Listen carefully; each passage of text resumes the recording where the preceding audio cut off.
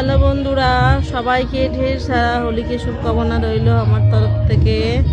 ছোটদের ভালোবাসা, বড়দের প্রণাম।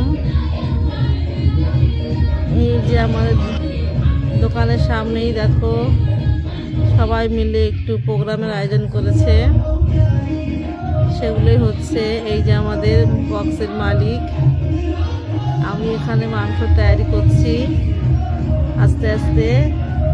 আর এই দেখো আমার পোষা মুরগিটা কেটে ফেলেছে। আমার এত শখের মুরগিটা ছিল, শখ করে মুরগিটা পুষেছিলাম, কিন্তু কেটে ফেলেছে।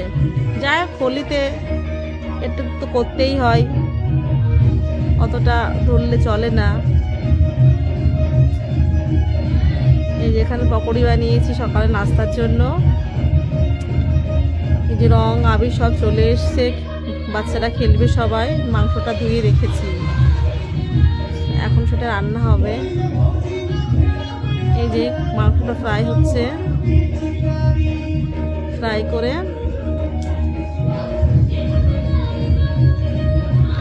এই যে সব ছেলেমেয়েরা নাচা গানা করছে, দেখো সবাই হোলিতে।